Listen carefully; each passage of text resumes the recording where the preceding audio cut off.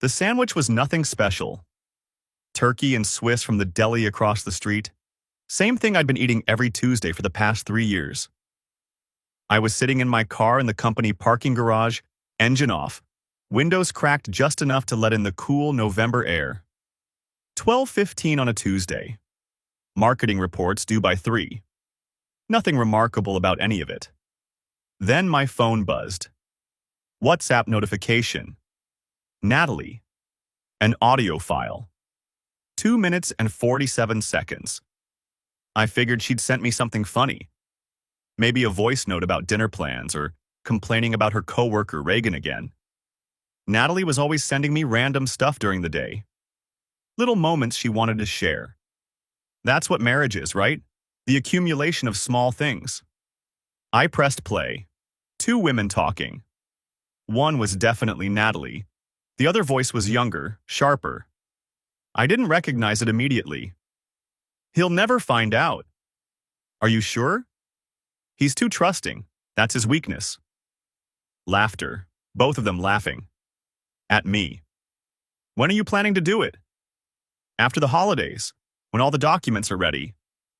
The recording cut off mid-sentence. Incomplete. Accidental.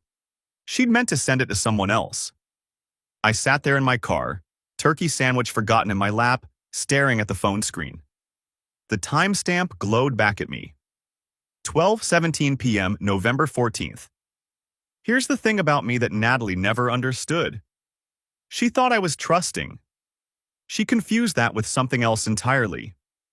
See, I spent 8 years in the Marines before I ever set foot in a corporate office. 8 years learning that the first person to react is usually the first person to lose. Intelligence gathering. Pattern recognition. Waiting for the right moment. I didn't panic. I didn't text back. I didn't call. Instead, I screenshotted the message with the timestamp. I forwarded the audio to my personal email, the one she knew about. Then I forwarded it to a secondary email I'd set up years ago for fantasy football that she had no idea existed. I deleted the forwarding evidence from my sent folder. Then I marked the message as unread. My hands were steady the entire time. My mind was already calculating. Documents, after the holidays. That gives me approximately 6 weeks. I came home that evening like nothing had happened.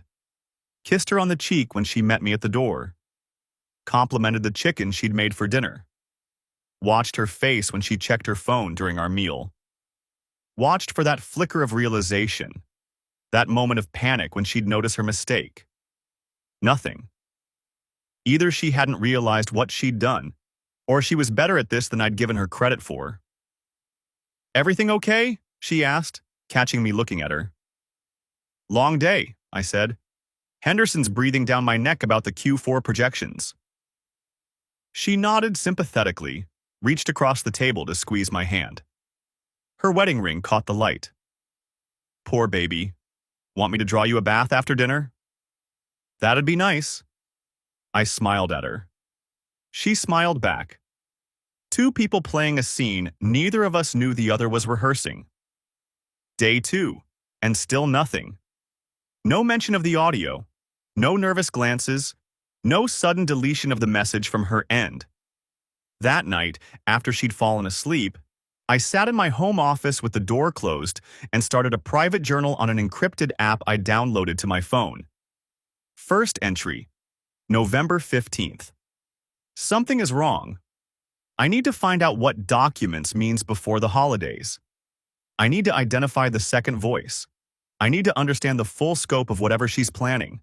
6 weeks, maybe less. I can't afford to make assumptions. I have to know. Over the next 2 weeks, I didn't snoop on her phone. Too risky.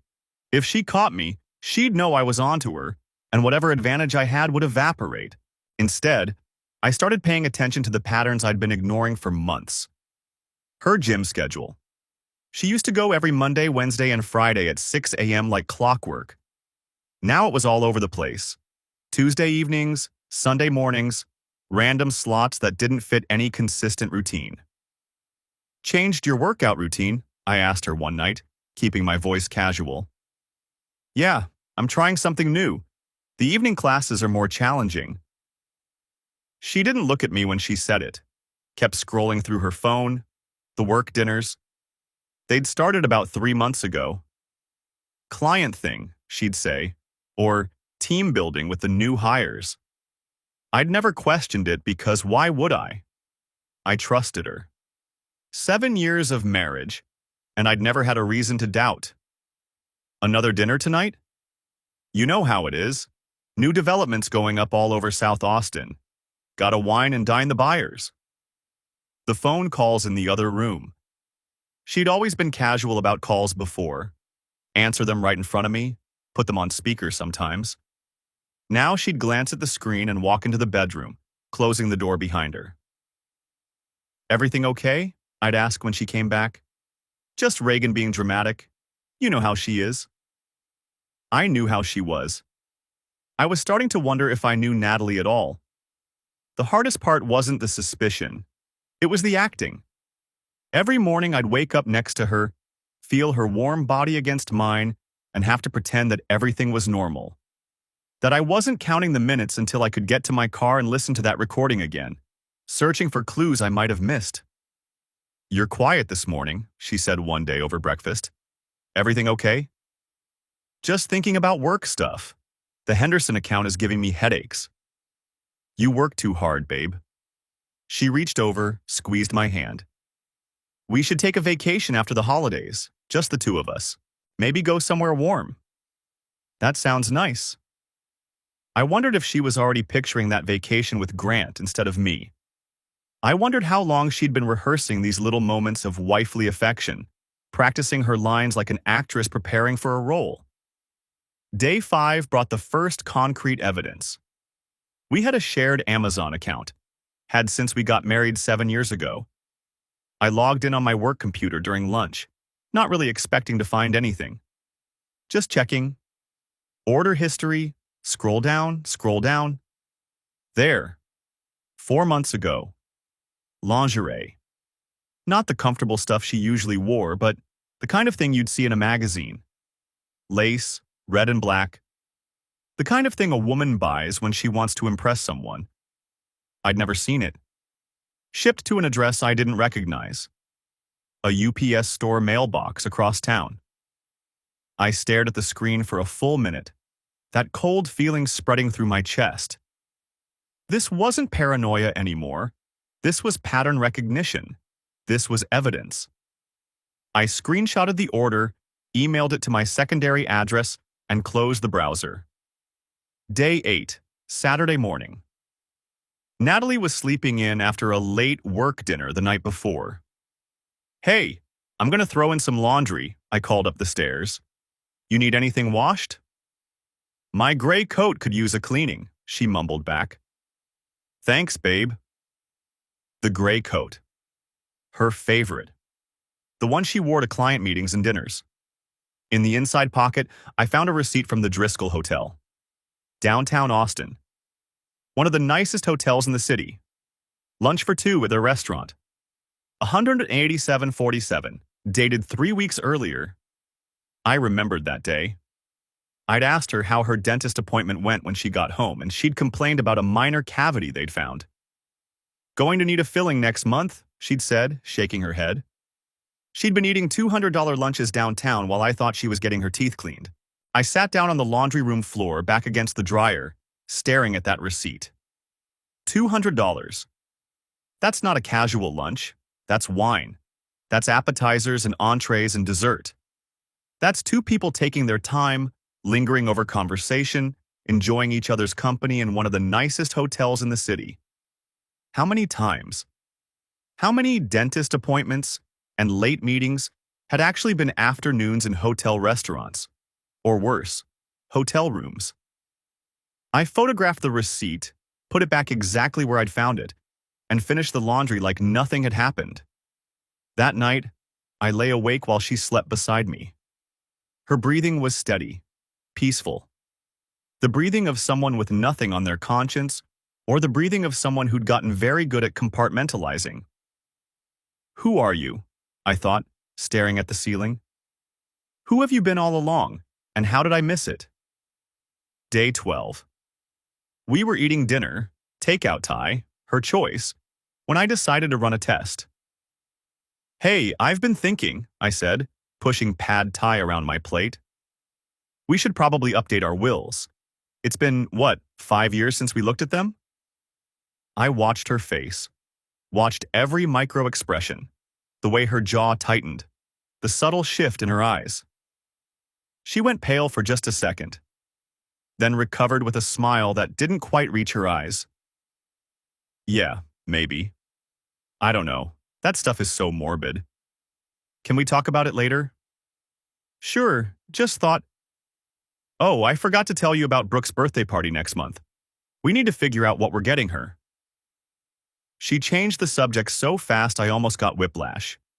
Documents, legal documents, wills, divorce. That night, I called my brother Kevin.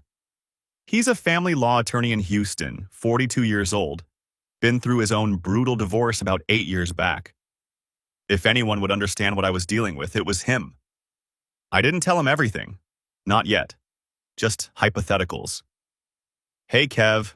Random question for you. Shoot. If someone suspected their spouse was, I don't know, planning something financially, what would you tell them to do?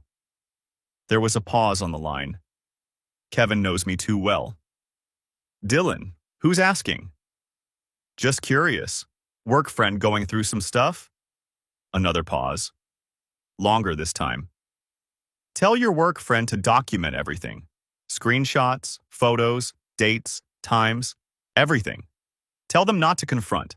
That's important. You lose your advantage the second they know you're onto them.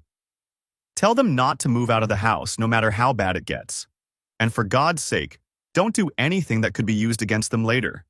Texas is a community property state. Things can get ugly fast. Thanks, Kev. Dylan? Yeah? Call me if you need anything, day or night. I mean it. He knew. Of course he knew. You don't ask hypotheticals like that unless you're living them. 2 weeks in, and I still couldn't identify the second voice on the recording. I'd listened to it probably 50 times by then, always with headphones, always late at night or during my lunch break when Natalie was far away. The voice was younger than Natalie's 36 years. Sharper. There was something distinctive in the way she pronounced certain words. A slight clip to her consonants. A laugh that cut through the air like glass breaking. Then came the holiday party. December 1st. Natalie's co-worker was hosting at her house in Westlake. Big place, too many Christmas lights, the kind of party where everyone drinks too much wine and pretends to like each other. You sure you want to go? Natalie asked as we got ready. I know how much you hate these things. Nah, it'll be good to put faces to names. You talk about these people all the time. She gave me a look I couldn't quite read, then went back to doing her makeup. We arrived around 7. The house was packed. Real estate people love their networking. I shook hands, made small talk about interest rates and housing markets and whatever else these people talked about at parties. But mostly I listened. Every female voice in that room, every laugh, every casual comment. 2 hours in, I heard it. The laugh first. That sharp, distinctive sound. Then the voice. Oh my God, you're so bad. I turned, trying to look casual, and there she was. Reagan Wells. Natalie's co-worker from the accounting department. The one she described as annoying and trying too hard. The one she said she couldn't stand. They were across the room together, heads close, sharing something private. Natalie's hand on Reagan's arm. Reagan whispering something that made Natalie cover her mouth to stifle a laugh. Not enemies, not even just colleagues. Close. Too close. He'll never find out. Are you sure? I circulated the room, grabbed a beer. Eventually made my way over to them, smile firmly in place. Ladies, having fun? Natalie's face lit up. Her public face, the one she wore for social occasions. Babe, you remember Reagan from my office. Of course, I extended my hand. Good to see you again. Reagan shook it. Her grip was weak, her eyes darting away from mine almost immediately. She laughed too hard at something I said about the weather. She couldn't hold eye contact for more than 2 seconds. So you're the famous Dylan, she said. Natalie talks about you all the time. All good things, I hope.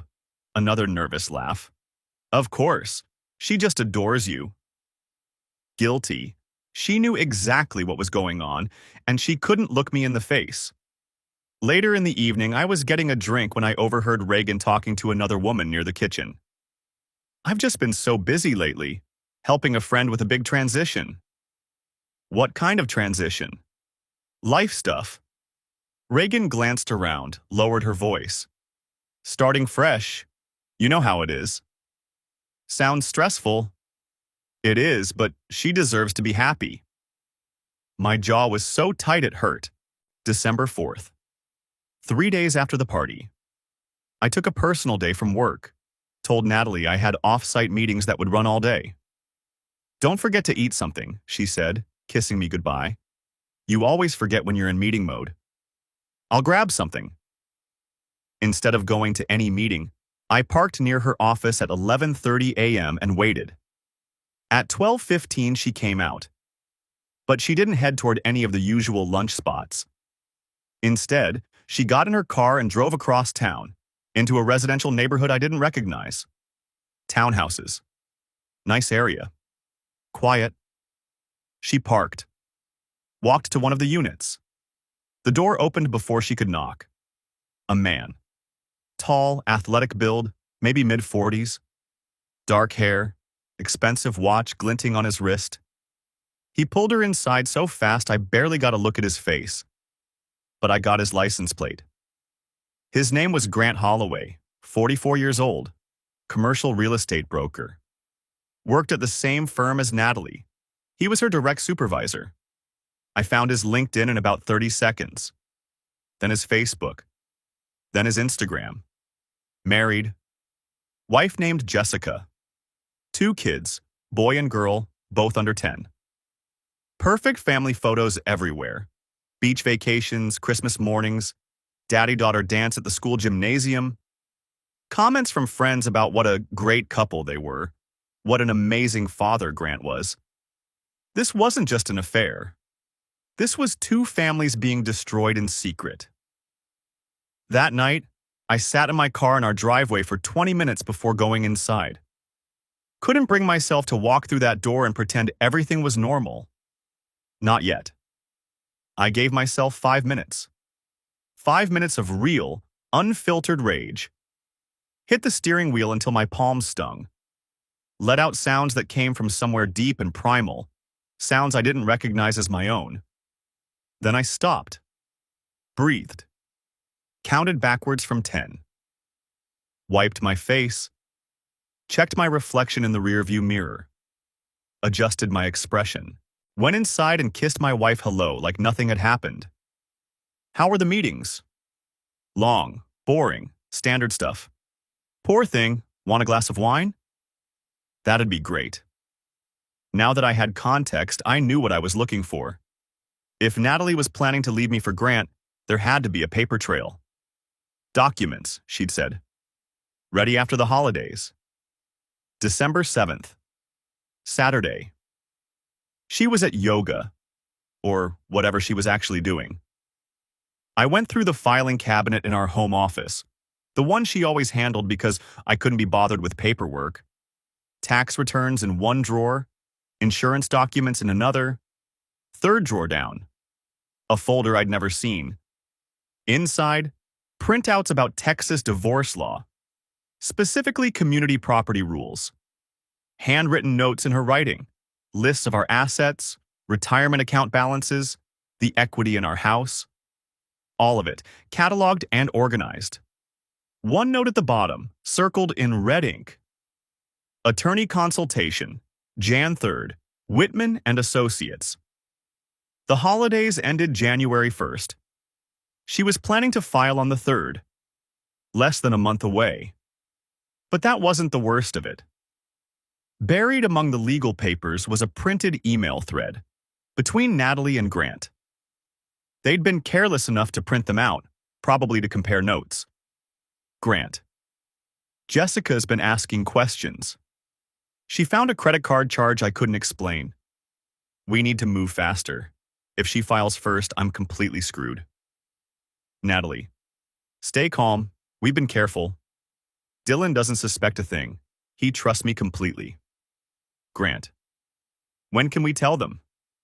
Natalie. After the holidays, when all the documents are ready, by February, we'll both be free. I read the thread 3 times to make sure I understood what I was seeing. This wasn't just about leaving me. There was a coordinated exit strategy, both of them, planning to divorce their spouses at the same time. Destroy 2 families simultaneously and walk away clean. They'd probably been planning it for months, maybe longer. I could have gone to a lawyer that week, started my own divorce proceedings. But that was predictable. That was what they expected. The betrayed husband, acting on emotion, doing exactly what any normal person would do. But I wasn't a normal person. 8 years in the Marines taught me that the best battles are won before the enemy even knows there's a fight. I asked myself a simple question. Who else is being destroyed by this? Jessica Holloway, Grant's wife. The woman in all those smiling Instagram photos who probably had no idea that her husband was planning to leave her broke and blindsided. She deserved to know. More than that, I needed an ally. Someone who understood what I was going through because they were going through it too. Someone who had just as much reason as I did to want the truth exposed. December 10th. I created an anonymous email account. Something generic, untraceable. Typed out a simple message. Your husband is having an affair with Natalie Parker. I have proof. If you want to talk, respond to this email. I'm not who you think. I stared at it for 5 minutes before hitting send. 2 days of silence. I started to wonder if I'd made a mistake. Maybe she was loyal to Grant. Maybe she'd show him the email and tip him off. Then her response came through. Who is this? How do I know this is real? I sent her one photo. Grant and Natalie at the townhouse. Date stamped. Her response came within minutes. Meet me, tomorrow, public place, come alone. The coffee shop was in Round Rock, far enough from both our neighborhoods that we were unlikely to run into anyone we knew. I got there early, found a corner table with a view of the door, and waited. Jessica Holloway walked in at exactly 2 p.m. Mid-40s, professional appearance, clearly hadn't been sleeping well. Her eyes were red-rimmed, but her jaw was set. Not broken. Not falling apart. Angry, she spotted me, the only guy sitting alone at a corner table, hesitated, then walked over. You're the one who sent the email? I am. She sat down across from me, dropping her purse on the chair beside her. Up close, I could see the toll this was already taking. The tight lines around her mouth, the way her hands trembled slightly when she reached for the coffee menu. How did you find out? She asked, keeping her voice low. She sent me an audio file by accident. Didn't realize what she'd done. 2 women talking about me like I was a problem to be solved. Like I was an obstacle. Jessica's expression shifted. Recognition. And you figured out it was Grant. Followed her to his place, got his plates. The rest was easy. Jessica closed her eyes for a moment. When she opened them again, something had changed in her face. The raw pain was still there, but there was something harder underneath it now. I knew something was wrong, she said. For months. Little things. The way he'd guard his phone, the late nights at the office, business trips that didn't quite add up. But every time I asked, he had an explanation. And I wanted to believe him. They're good at lying, better than we ever gave them credit for. She nodded slowly. Show me the recording. I played it right there in the coffee shop, volume low, my phone between us on the table. Watched the color drain from her face when she heard Natalie's voice. He'll never find out. He's too trusting. That's her, Jessica whispered. That's the woman he's been… She stopped, steadied herself. I'm sorry, I just need a minute. Take your time. We sat there in silence for a while. Two strangers bound together by the worst kind of discovery. Then Jessica looked up, and her eyes had that hard look again. He's been hiding money, she said. I found accounts I didn't know existed, hidden behind passwords I'd never seen. He's been moving funds for over a year. How much? I don't know exactly, but it's significant. He's planning to leave me with nothing while he runs off with your wife. I leaned back in my chair, processing. This wasn't just betrayal. This was premeditated financial destruction. So this isn't just infidelity. No, Jessica's jaw tightened. It's a conspiracy. They're protecting each other, planning to cut us loose at the same time so neither of us can warn the other. Two people with every reason to expose them. Two people who'd been pushed to the same edge. What do you want to do? I asked. Jessica's eyes met mine. Cold. Determined. I want them to burn. Something shifted between us in that moment. Two strangers who'd walked into that coffee shop as victims walked out as partners. We had a common enemy now, and that created a bond stronger than friendship. I have documentation, I said. Photos, audio recordings, financial records, everything. So do I, or at least I'm building it. Jessica leaned forward, voice dropping. There's something else you should know. Grant has been telling people that I'm difficult, emotionally unstable. He's been building a narrative, setting up his exit story so when he leaves, everyone will think he was the victim. Natalie's been doing the same thing, telling her friend Reagan that I'm controlling, making herself look like the one who needs rescuing. Jessica's laugh was bitter. They've thought of everything, haven't they? Every angle covered, every excuse preloaded. Almost everything, I said. They didn't think about us finding each other. We met twice more over the next 2 weeks. Once at a park where our kids wouldn't be. She had 2 with Grant. I had none with Natalie. Once at a library in a part of town neither of us frequented. Never anywhere we could be seen by anyone who might know us. The plan took shape. Multiple phases, each building on the last. First, gather more evidence. Everything we could get our hands on. Phone records, financial documents, photographs, enough to be undeniable. Second, consult attorneys separately. Get our legal foundation solid before making any moves. Third, time the reveal for maximum impact. File simultaneously. Serve them at work, in front of their colleagues. Let them find out at the exact same moment that their little scheme had fallen apart. Fourth, protect our assets. Neither of our cheating spouses would profit from the destruction they'd caused. Not if we could help it.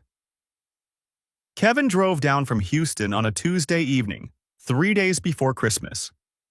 We met at my office after hours, long past the time when anyone else would be around. I showed him everything.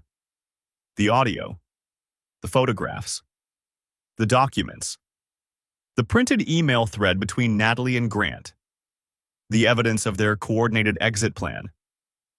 He went quiet for a long time after he finished reviewing it all. Just sat there, turning pages, occasionally letting out a low whistle. Dylan, he finally said, this is extensive. I've had time. I can see that.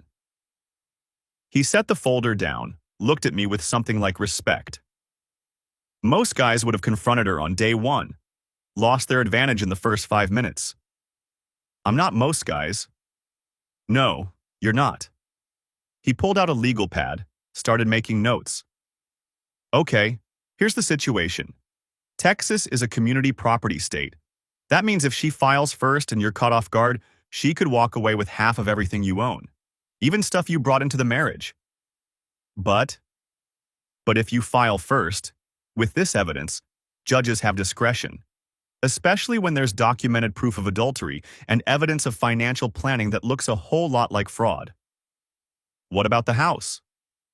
You bought it before the marriage? 5 years before. But I added her to the deed 2 years ago, trying to make her feel like it was really ours. I shook my head. Stupid. Not ideal, Kevin admitted. But it's not fatal either. We can argue she contributed nothing to the original equity, especially with... He trailed off, flipping through the folder again. With what? The prenup. You signed one, right? 7 years ago? I'd almost forgotten about it. We'd signed it before the wedding. Natalie had been the one to bring it up, actually. She'd insisted she didn't want my money, that she wanted to build our wealth together from scratch. At the time, I thought it was romantic. Proof that she loved me for me, not for what I could provide. Funny how the things that made you fall in love with someone can turn out to be the things that were fooling you all along. Yeah, we did.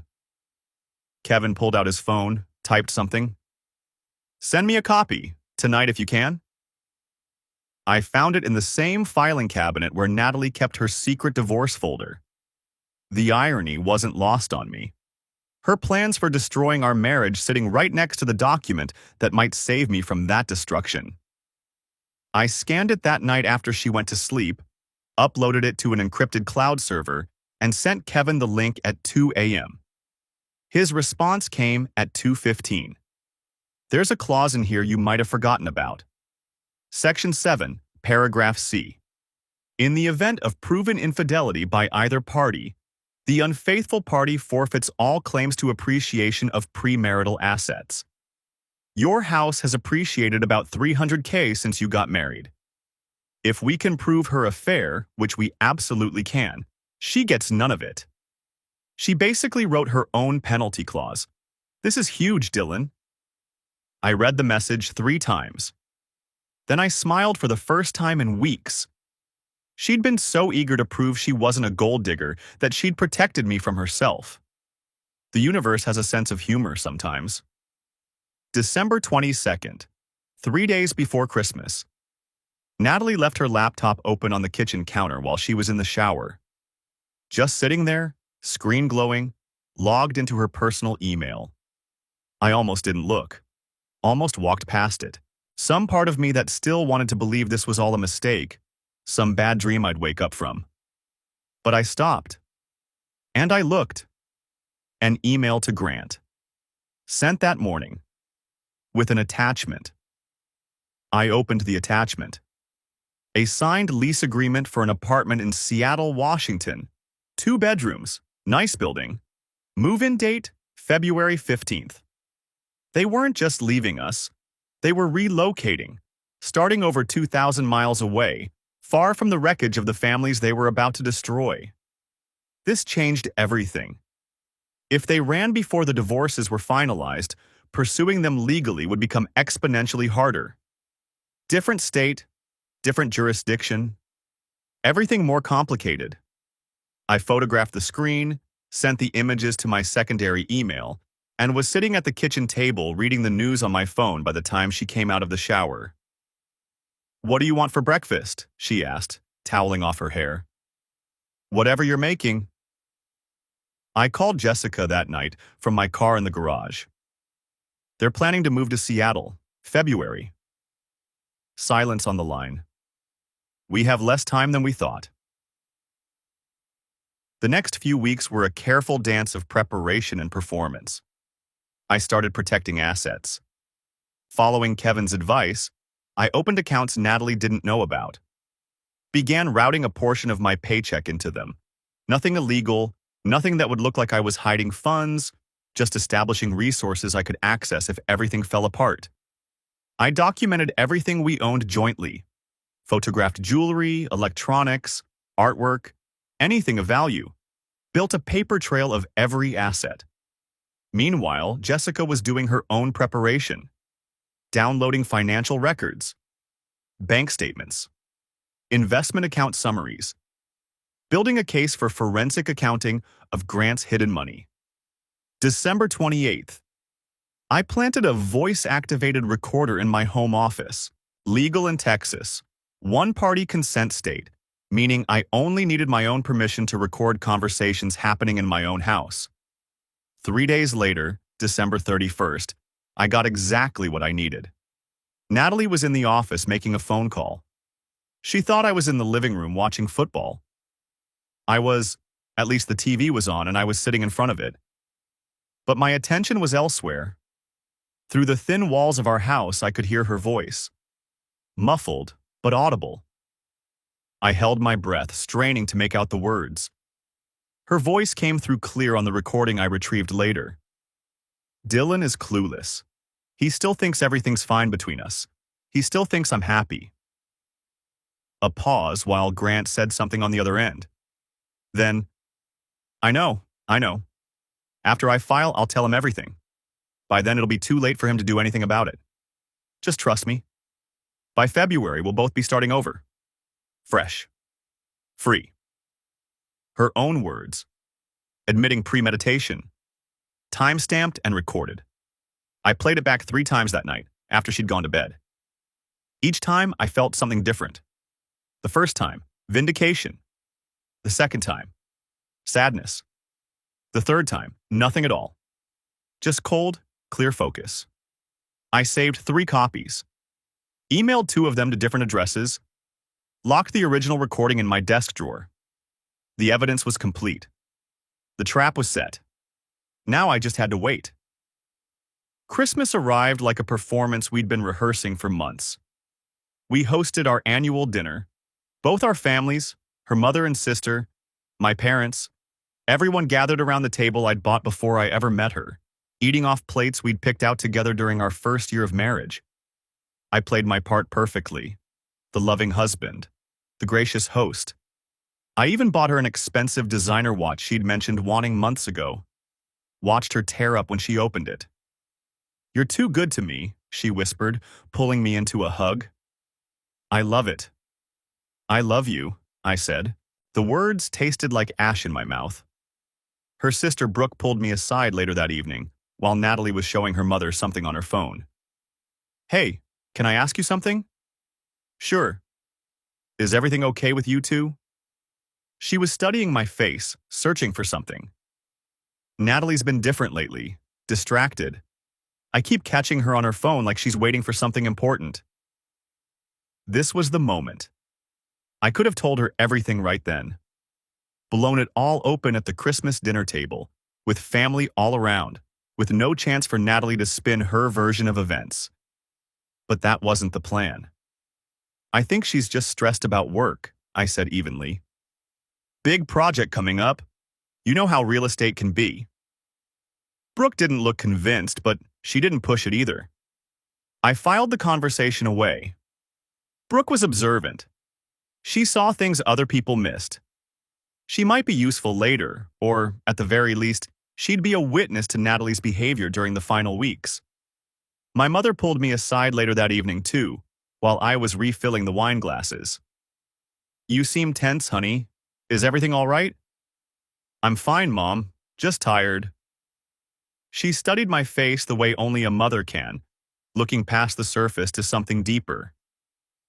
"You know you can talk to me about anything." "I know." I kissed her forehead. "Everything's fine. Promise." Another lie. The list was getting longer every day. New Year's Eve. A party at a friend's house.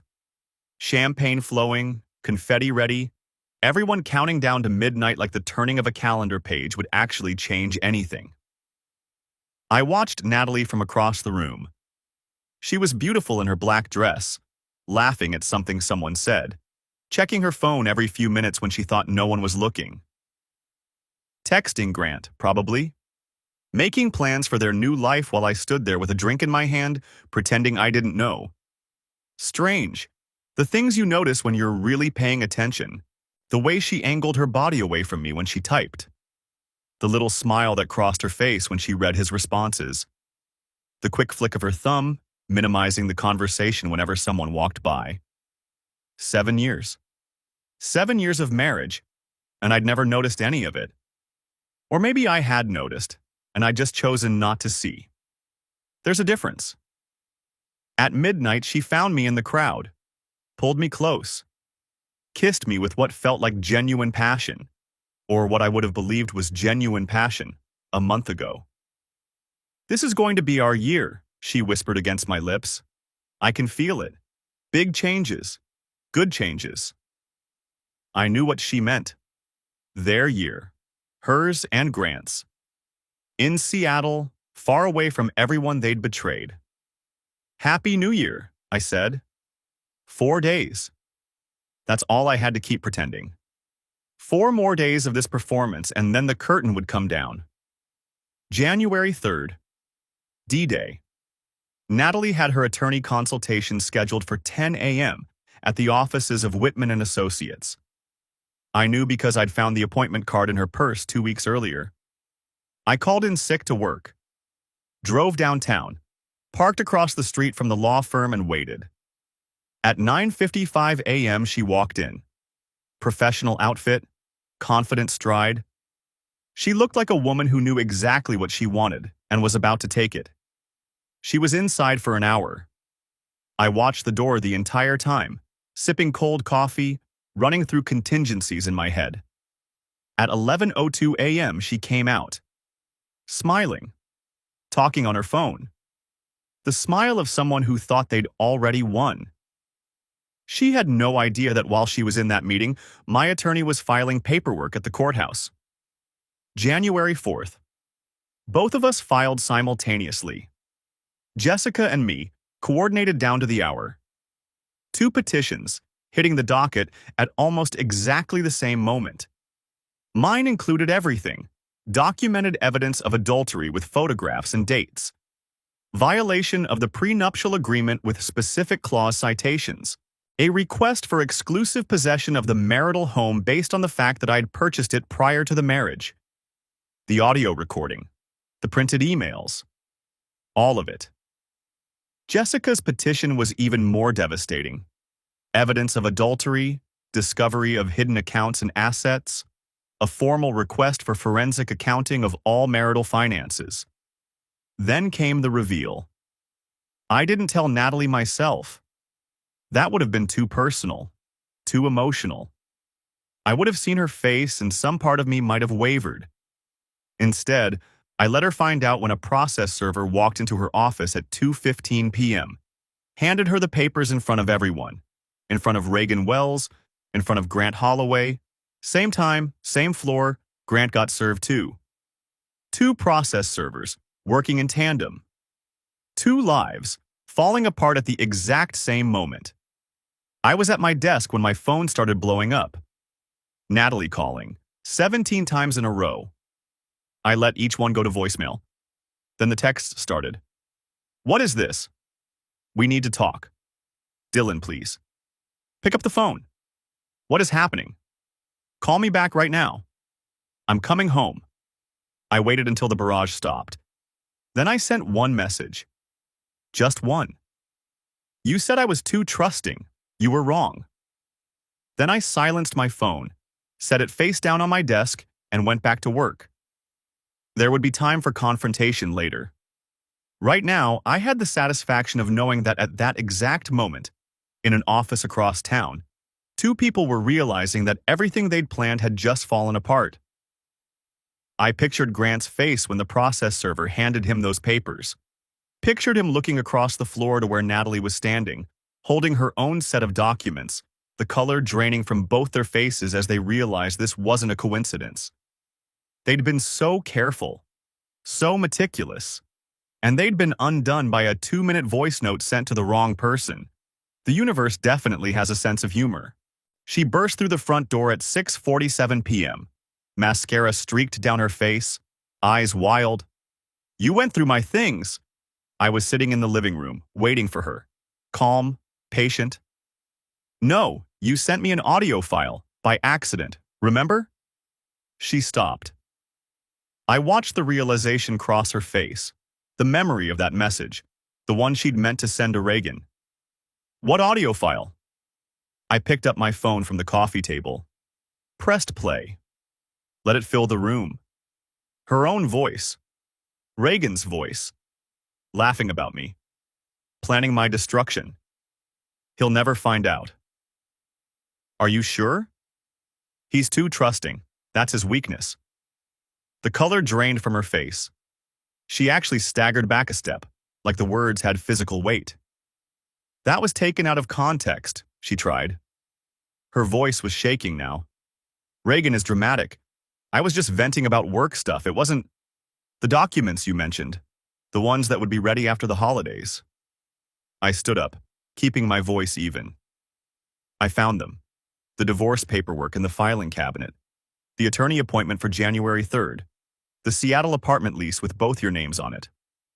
Silence. And the emails with Grant. About how Jessica was getting suspicious. About how you were handling me. She opened her mouth, closed it. You have 48 hours to move your personal belongings out. My attorney will be in touch about the rest. Then she shifted. The tears came back, harder this time. She reached for me, hands grasping at my shirt. It was a mistake. Dylan, please. Grant manipulated me. He made me think. You have to understand, we can fix this. I love you. I still love you. It didn't mean anything. I removed her hands. Gently, firmly. You've been planning this for months. Maybe years. You coordinated with him to destroy both our families at the same time so you could run off to Seattle together. You opened a secret mailbox to receive things you didn't want me to see. You lied about dentist appointments while you ate $200 lunches at his hotel. Dylan, this isn't a mistake, Natalie. This is who you are.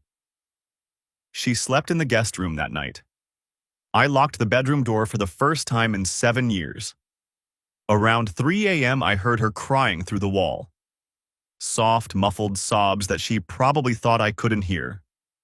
Part of me, the part that had loved her for 7 years, that had built a life with her, that had believed in the future we were supposed to have, wanted to go to her, wanted to comfort her, to tell her it would be okay. But I stayed in bed, stared at the ceiling, listened to her cry. She'd made her choices. Now she was living with them. The next 2 months were a blur of depositions, attorney meetings, and legal maneuvering. Grant tried to reach out, called from unknown numbers at all hours, finally left a voicemail at 2 a.m. Dylan, listen to me. We need to talk man to man. What happened between Natalie and me? It's complicated. You don't understand the whole situation. Don't blow up both our families over this. Think about what you're doing.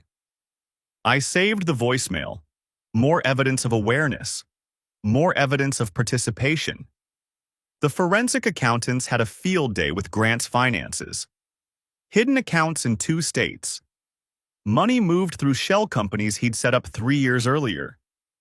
He'd been planning his exit longer than anyone realized. Word spread at the brokerage. An affair between a supervisor and subordinate conducted on company time using company resources. HR opened an investigation. Grant was placed on administrative leave pending review. Natalie got caught up in the fallout, too. Her Seattle apartment lease had been signed using her company email address. Policy violation. She received a formal written warning. Not fired, but close. Reagan Wells reached out. She found me on LinkedIn. A message request. Can we talk? Please. I need to explain something. We met at a restaurant near my office. She looked smaller than she had at the Christmas party. Scared. I didn't know what I was getting into, she said, before I could even ask. Natalie told me you were controlling, that you made her feel trapped, that Grant was helping her escape a bad situation. I believed her. And now? Now I've seen everything, the court filings, the evidence, the stuff about the hidden money. She shook her head. She played me too.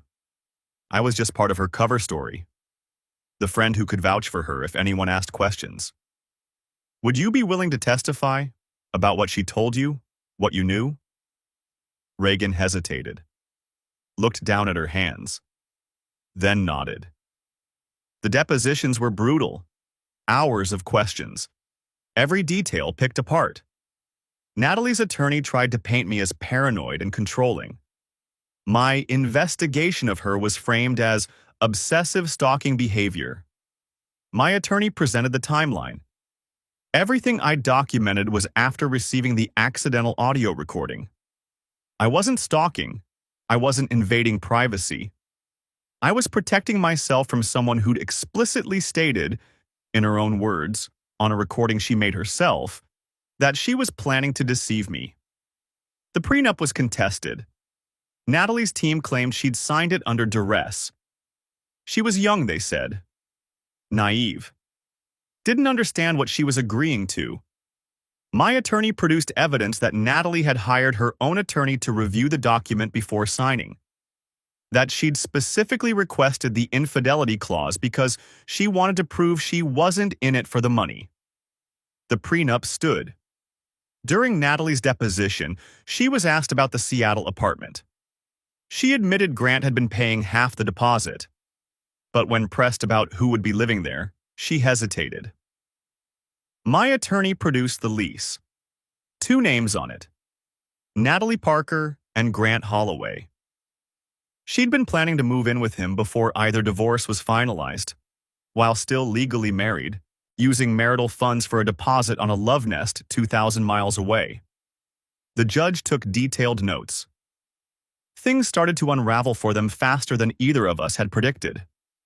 Grant's attorney tried to negotiate a settlement, a quick, quiet divorce with minimal public exposure. Jessica's attorney refused. Every hidden account, every transferred asset, every financial deception was going to be documented in court records. Public records. The kind of records that future employers and business partners could find.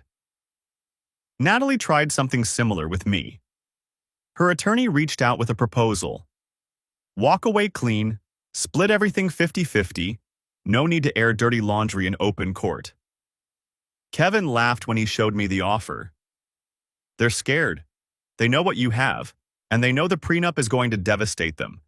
This is a Hail Mary. What do you recommend? We go to trial. Make them explain on the record exactly what they did and why. That's what we did. The trial lasted 3 weeks. 3 weeks of testimony, cross-examination, and evidence presentation. 3 weeks of watching Natalie squirm as every lie she'd told was documented and dissected. Reagan Wells testified. Explained how Natalie had recruited her as a confidant, feeding her stories about an abusive husband who was making her life miserable. Reagan's voice shook as she described the moment she realized she'd been manipulated, that she'd been complicit in something she never fully understood. The audio recording was played for the court.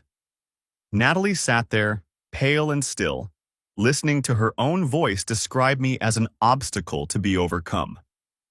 He's too trusting. That's his weakness.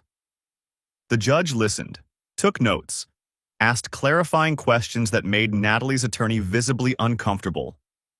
Grant's trial, running simultaneously in another courtroom, was going even worse for him. The forensic accountants had found everything. Accounts in 3 different states, money moved through business entities that existed only on paper, a systematic effort to hide nearly $500,000 from his wife of 15 years.